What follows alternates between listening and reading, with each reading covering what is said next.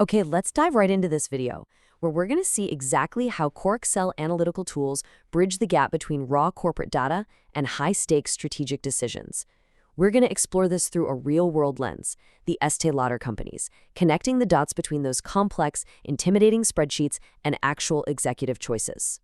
Think of today as mapping out a complete decision-making workflow. We'll start with a massive growth challenge, figure out how to hunt down specific data using lookups, aggregate all that noise into clear insights with pivot tables, model out a few different futures using Scenario Manager, and even reverse engineer our financial targets with GoalSeek.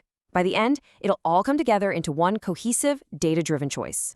So let's set the stage with our ELC growth challenge. We're stepping into this case study right at the close of fiscal 2025 for the Estée Lauder companies, or ELC for short. This global giant in prestige beauty was suddenly facing some serious headwinds, and frankly, their management team needed answers fast. Just to put this into perspective, ELC got hit with an 8% drop in net sales, pulling their revenue down to $14.326 billion. Now, that is not just a little dip. It immediately triggered a massive resource allocation problem across their entire portfolio of over 20 prestige brands.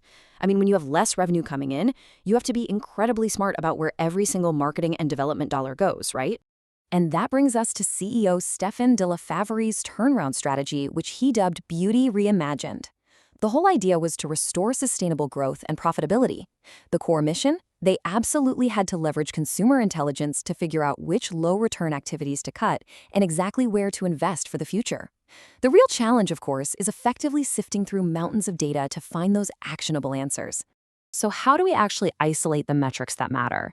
Because before you can analyze decades of consumer research, market reports, and sales data across 150 different countries, you first have to pinpoint specific data points.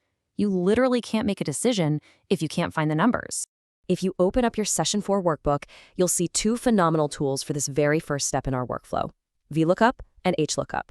It really just comes down to how your raw data is organized. If you're hunting for a specific brand's revenue in a standard list, VLOOKUP scans that first column vertically, that's the V, to find a match, and then pulls information from that row. On the flip side, HLOOKUP searches horizontally across the first row of your table to pull a value down from a specific column. Now, understanding the exact syntax here is absolutely crucial. For VLOOKUP, you've got 4 arguments. Let's look at a realistic formula string you type out. You enter equals VLOOKUP, open parentheses. First up is your lookup value, like the brand name Clinique in quotes. Second is the table array, which is where your master data lives. Let's say cells A2 through F1000. Third is your column index number. If you type a 4, that tells Excel to look at the 4th column over to find your return value. And fourth, you have your range lookup.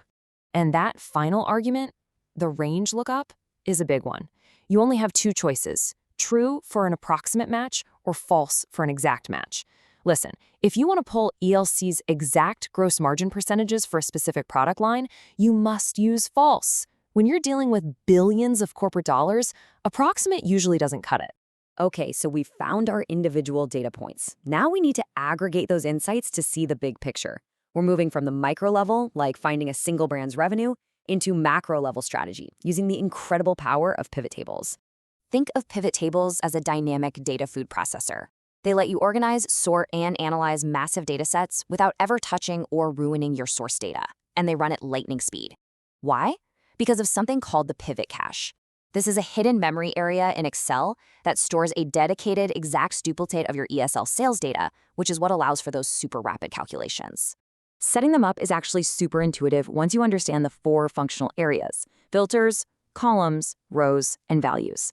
For our ELC dataset in the workbook, if we just drag the category field down into rows and drag FY25 sales over into values, we instantly summarize thousands of rows of data without writing a single complex formula. The layout engine does all the heavy lifting for you. And the output? Instantly, applying that pivot table to ELC's fiscal 2025 data reveals a stark contrast. We can see right away that while skincare is their largest base at almost $7 billion, it's actually declining rapidly at 12%. Meanwhile, luxury fragrance has remained incredibly resilient, staying flat at roughly $2.5 billion. This aggregation gives management the exact visibility they need to spot structural problems versus genuine opportunities. But knowing the past is only half the battle. Once we understand historical performance, management has to look forward. They start asking really critical, tough questions to test the viability of future strategies. For instance, what happens if our marketing costs increase to promote that resilient fragrance line, but sales remain completely flat? Static data just isn't enough here. We need dynamic modeling.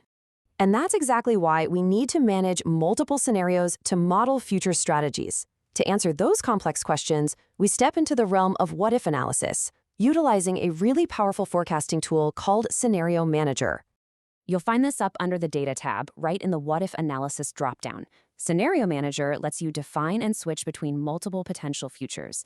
You start by selecting your changing cells, let's say your marketing budget in cell B5 and market demand in cell B6, and then you literally swap out those assumptions to build entirely different financial futures for skincare versus fragrance. You can actually accommodate up to 32 different variables at once. Just look at how clearly this visualizes the possibilities. By setting up a base case, a best case, and a worst case, and then generating a scenario summary report, the ELC team can view all these possibilities side by side. It perfectly translates all that corporate uncertainty into highly actionable financial insights, making sure leadership is never blindsided if the market suddenly shifts.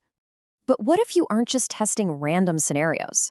What if management or the board of directors already knows the exact financial target they absolutely must hit to satisfy shareholders? How do we work backward to success? Enter Goal Seek, which is the final step in our analytical workflow. This is another what-if analysis tool, but it works completely in reverse. Instead of changing inputs to see what happens to the results, Goal Seek works backward from a desired output to find the exact input value you need to get there. It completely eliminates manual trial and error.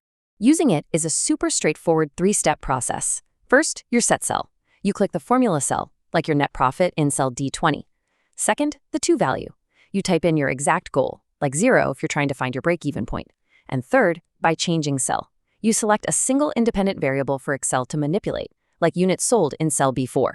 You hit OK, and Excel calculates the required input in milliseconds. All right, we've pulled the data, aggregated it, modeled it, and reverse engineered our goals. Now let's talk about interpreting the analysis and actually making a data-driven decision. Because honestly, all the data in the world is totally useless if it doesn't lead to action. As we saw with ELC, connecting these tools, lookups, pivot tables, Scenario Manager, and Goal Seek, creates one seamless workflow that provides incredible speed and clarity. They form the analytical foundation for the entire Beauty Reimagined strategy. But you have to remember this. Excel connects the evidence. Management makes the choices. The software is amazing, but it will never make the final investment decision between doubling down on Clinique or scaling back somewhere else. That's on you.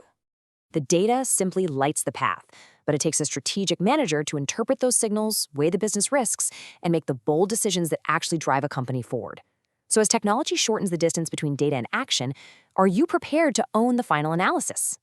Speaking of owning your analysis, just a quick reminder for this course. The Moglix assignment will be released right after session 4, and it must be completed within 1 week. Now, you are absolutely encouraged to use AI collaboratively for things like clarification, formula troubleshooting, assumption testing, and interpretation. However, you must verify all outputs yourself and fully own your final analysis. Thanks so much for watching this video, and best of luck with your assignment.